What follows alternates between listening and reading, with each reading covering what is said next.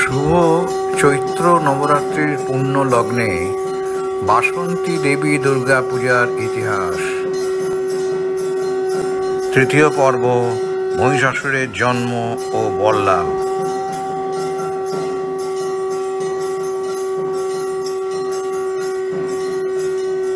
চৈত্র মাসে বাসন্তী দেবী দুর্গার পুজো, যা বাসন্তী পুজো নামে পরিচিত, চৈত্র নবরাত্রিতে পালিত হয় এবং এটিকেই মূল দুর্গাপুজো বলে বিশ্বাস করা হয়।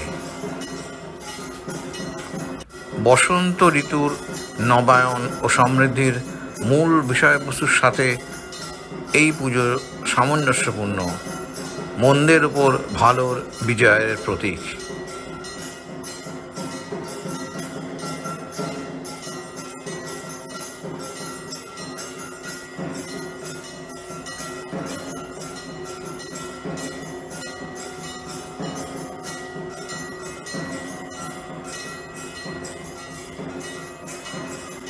যেহেতু চৈত্র নবরাত্রি বসন্তের আগমন এবং বাংলা নববর্ষের সাথে মিলে যায়, তাই অনেকে এটিকে নতুন বরণ অর্থাৎ নবায়ন, উদ্দেশ্য নির্ধারণ এবং আগামী বছরের জন্যে তাদের আকাঙ্ক্ষাগুলিকে সম্পূর্ণ করার একটি শুভ সময় হিসেবে মনে করেন। এই সময় উপবাস মনকে পবিত্র করে, চিন্তার স্বচ্ছতাকে উৎসাহিত করে এবং আধ্যাত্মিক মনোযোগ বৃদ্ধি করে বলে বিশ্বাস করা হয়।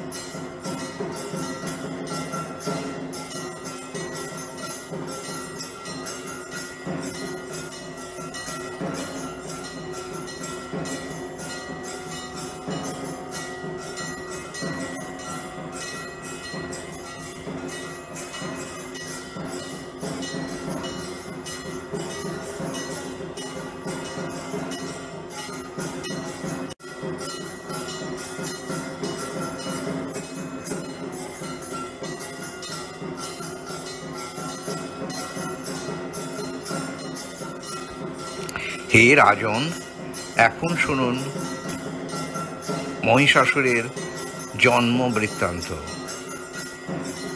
রম্ভা ছিল এক পরাক্রমশালী অসুর। একদিন ভ্রমণে বেরিয়ে সে একটি সুন্দরী মহিষীর প্রতি আকর্ষিত হয়। রম্ভাসুর এবং মহিষীর মিলন। এরপর রম্ভাসুর এক যুদ্ধে নিহত হয়। মহিষী আর্তনাদ করে এদিক ওদিক ছুটে বেড়ায়। রম্ভাসুরের চিতার ওপর মহিষী ঝাঁপ দেয় এবং মহিষাসুর জন্ম নেয়। মহিষাসুর জন্ম নিয়েই তার পরাক্রম দেখাতে শুরু করে। আমি মহিষাসুর, পরাক্রমশালী রম্ভাসুরের পুত্র। হে রাজন, অমরত্ব লাভের জন্যে মহিষাসুর ভগবান ব্রহ্মার তপস্যা আরম্ভ করল। ভগবান ব্রহ্মার ধ্যান করতে মহিষাসুর কঠোর তপস্যা করেন। তিনি খাবার বা জল খাননি এবং এক পায়ে কখনো কখনো দাঁড়িয়েছিলেন। স্রষ্টা ছাড়া আর কিছুর দিকে তিনি মনোনিবেশ করেননি।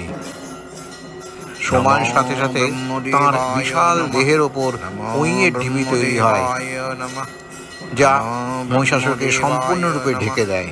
নমো ব্রহ্মদেবায় নমঃ, ব্রহ্মদেবায় নমঃ, নমো ব্রহ্মদেবায় নমঃ, নমো ব্রহ্মদেবায় নমঃ, নমো ব্রহ্মদেবায় ব্রহ্মদেবায় নমঃ, নমো ব্রহ্মদেবায় নমঃ, নমো ব্রহ্মদেবায় নমঃ, নমো ব্রহ্মদেবায় নমঃ, নমো ব্রহ্মদেবায় নমঃ, দিন নেই রাত নেই ক্রমাগত তপস্যা করে গেছেন এবং তার তপস্যার শক্তি এমন ছিল যে তার দেহ থেকে অগ্নিশিখা নির্গত হতে থাকে।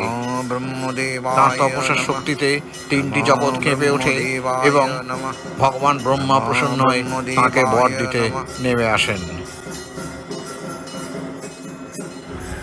মহিষাসুর 1000 বছর ধরে ভগবান ব্রহ্মার কঠোর তপস্যা করলেন এবং সেই তপস্যায় সন্তুষ্ট হয়ে ভগবান ব্রহ্মা আবির্ভূত হলেন এবং তিনি বললেন,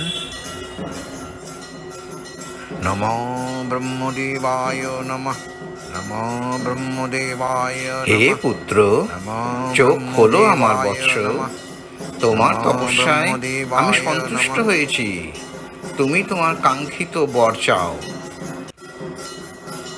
মহিষাসুর চোখ খুলে তার সামনে জগৎ সৃষ্টিকর্তা ব্রহ্মাকে দেখলেন এবং তিনি বললেন, হে ভগবান, আপনি যদি তুষ্ট হন তাহলে দয়া করে আমাকে অমরত্বের বর দিন।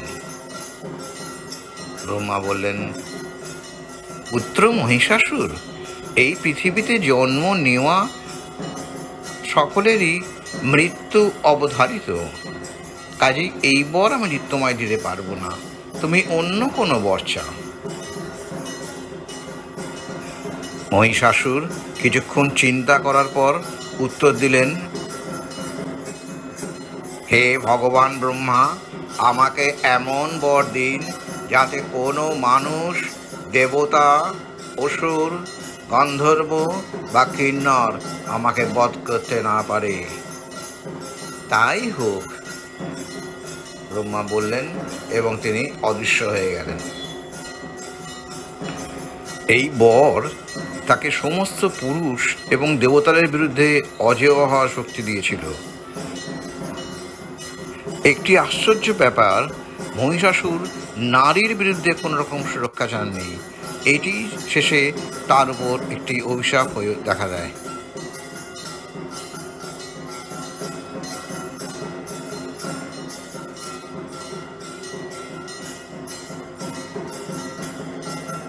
এটি মূলত তাকে যে কোনো পুরুষ সত্তার কাছে পরাজিত করার জন্যে অনাক্রম্য করে তুলেছিল, যাকে তিনি স্বর্গ ও পৃথিবীতে সর্বনাশ করার অধিকার হিসেবে ব্যাখ্যা করেছিলেন, যা দেবতা এবং মানবতার উপর তার ত্রাসের রাজত্বের দিকে পরিচালিত করেছিল।